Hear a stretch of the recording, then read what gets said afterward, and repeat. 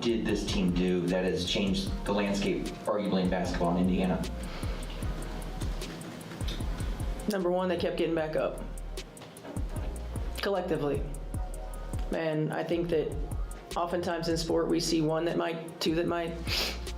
They kept getting back up collectively. That was Stephanie White, the head coach of the Indiana Fever, describing the one trait that came to define her team in the crucible of the 2025 playoffs. They just kept getting back up. It's the kind of statement that builds a legend, the kind of quote you put on a locker room wall. But what if I told you that this newfound strength, this incredible battle-hardened identity, has an unspoken consequence? What if this team's greatest triumph inadvertently created an entirely new and perhaps impossible level of pressure for their returning superstar, Caitlin Clark? For weeks, the story has been about the Fever's heroic playoff run. Today, we're going to connect the dots on the story no one is telling. We'll break down how the team's shocking success without her has completely rewritten the script for Clark's 2026 return, transforming her role from savior to a player who now has absolutely no room for error. And most importantly, we're going to dissect her calculated public response to it all. This is the kind of deep dive analysis we live for as a community. So if you appreciate channels that filter out the noise to get to the real story, do me a favor and hit that like button right now. It's a huge signal to us that we're on the right track. All right, let's get into it. To understand the pressure Clark is facing, you first have to understand the fire that forged her team's new identity. Let's go back to that now legendary Game 5 in Las Vegas. On paper, it was a 107-98 overtime loss that ended the Fever's season. But for anyone who watched it, the scoreboard was the least important part of the story. This was a team that, by all rights, shouldn't have even been there. They were decimated by injuries, with at least 5 key players suffering season-ending or playoff-limiting setbacks, including Clark herself. They were so depleted, they had to rely on hardship contracts just to fill out the roster. And they were facing the 2-time defending champion, Las Vegas Aces, on their home floor. Then, the chaos got worse. In the third quarter, their leading scorer, Kelsey Mitchell, suddenly collapsed on the floor with severe cramps and had to be rushed to the hospital. It was a terrifying moment that would have broken most teams. But the Fever didn't break. Then, their all-star anchor in the middle, Aliyah Boston, was whistled for a series of controversial phantom calls, ultimately fouling out late in the game, leaving Indiana without its defensive core in the most critical moments. Every single sign pointed to a blowout, but it never came.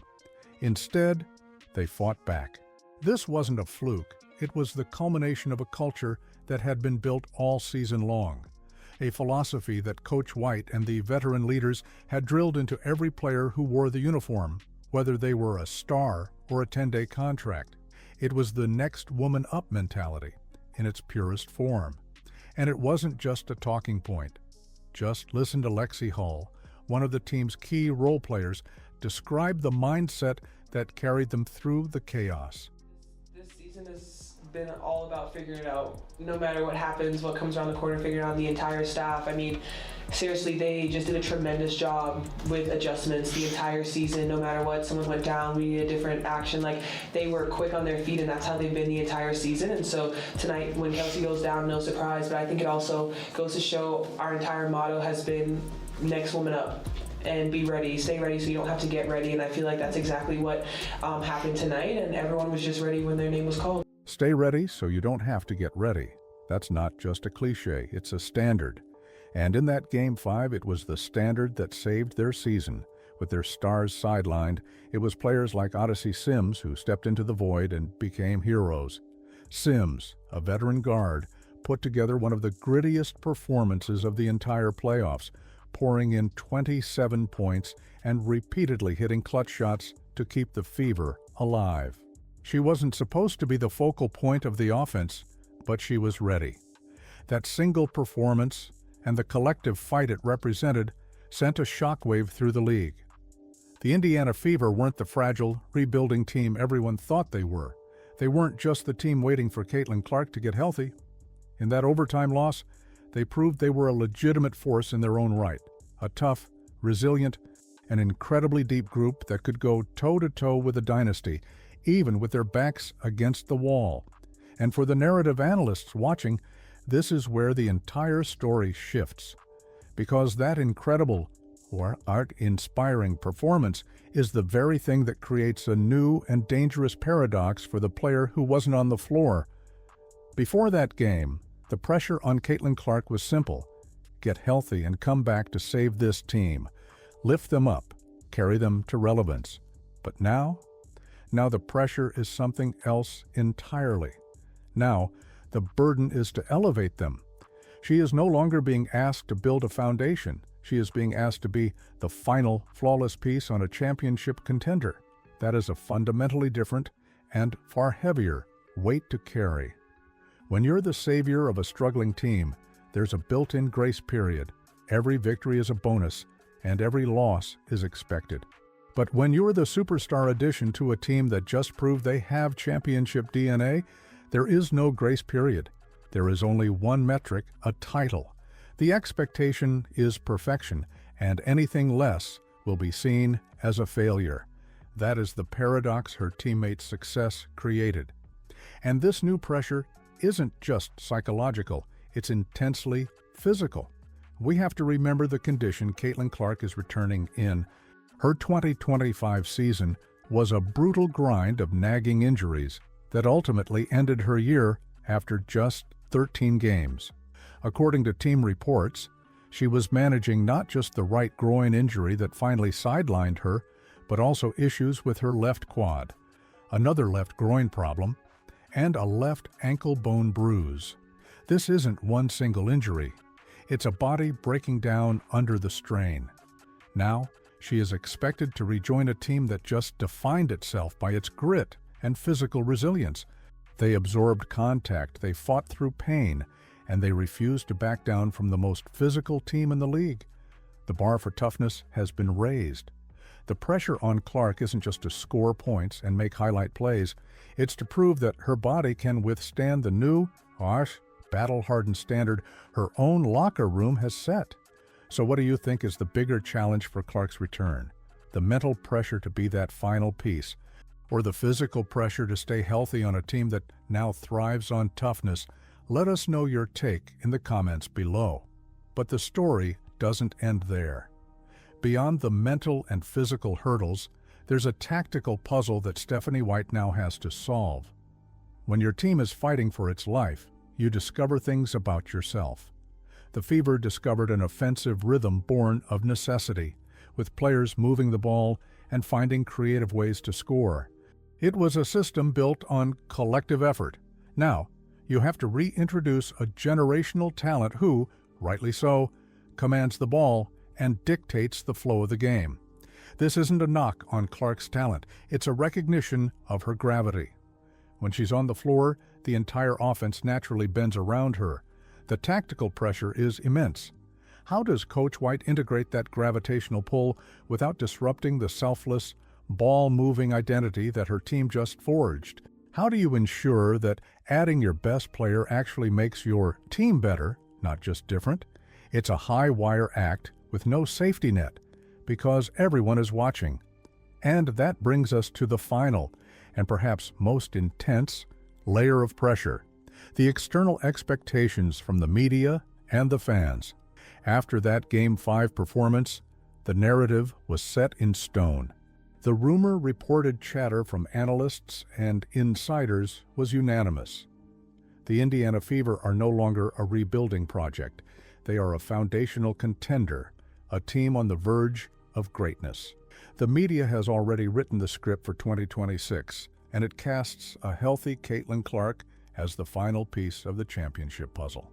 Think about what that means. The storyline for next season is already championship or bust. There is no longer any talk of building years or gaining experience. For the fans, a championship is no longer a distant hope. It's an immediate, tangible expectation. Every win will be seen as expected, and every loss will be scrutinized under a microscope, with the questions inevitably circling back to Clark. Is she healthy enough? Is she fitting in? Is she elevating the team? So, with all this pressure, the psychological burden of being the final piece, the physical demand to meet a new standard of toughness, the tactical puzzle of reintegration, and the crushing weight of a championship or bust, media narrative swirling around her, the entire WNBA world has been waiting. How has Caitlin Clark finally responded to it all? Her response, when it came, wasn't delivered in a fiery press conference or a defiant social media post. It was quiet, measured, and for those who know how to read the signals, incredibly powerful. During her exit interviews, when asked about the future, Clark didn't engage with the narratives of pressure or team dynamics. She focused on one thing and one thing only: her health. She told reporters she was finally starting to feel like myself again, and that her entire focus was on a dedicated off-season plan to ensure she could return at full strength for 2026. On the surface, it's the professional answer you'd expect. But for narrative analysts, this is where you have to filter out the noise and see the strategy. This is her real response. By relentlessly focusing the conversation on her physical recovery, she is masterfully deflecting all the other complex, impossible pressures. She sidesteps the tactical questions, she ignores the championship or bust talk, and she avoids adding any fuel to the media fire. She is controlling the narrative by simplifying it down to one single, manageable variable: her own preparation. It's a veteran move that sends a clear, unspoken message to everyone. I hear the noise, and I'm blocking it out. I'm going to work. So, when we connect all the dots, the full picture becomes clear. The Indiana Fever's shocking and heroic playoff run was a monumental achievement that forged a new identity for the franchise. But in doing so, it inadvertently created a pressure cooker for Caitlin Clark, a multifaceted burden that is far heavier than simply being the face of the team. The pressure is now to be a flawless final piece, to be physically unbreakable, and to deliver a championship immediately. And her response has been a masterclass in modern media savvy, a quiet, calculated focus on her own process, signaling to her team, the league, and the fans that she is ready to meet the new, impossible standard that awaits her. So what's your take on all this? We want to know what you think. Is Caitlin Clark's quiet, focused approach the perfect strategy to handle this monumental pressure, or should she be more vocal about embracing the team's new championship or bust mentality? Let us know your verdict in the comments below. And if you believe the real story is always deeper than the headlines, make sure you subscribe and ring that notification bell. The 2026 season is going to be a narrative chess match, and you won't want to miss our analysis. Finally, if you know another fan who's caught up in the hype, share this video with them. Every narrative analyst deserves to be in on the real conversation.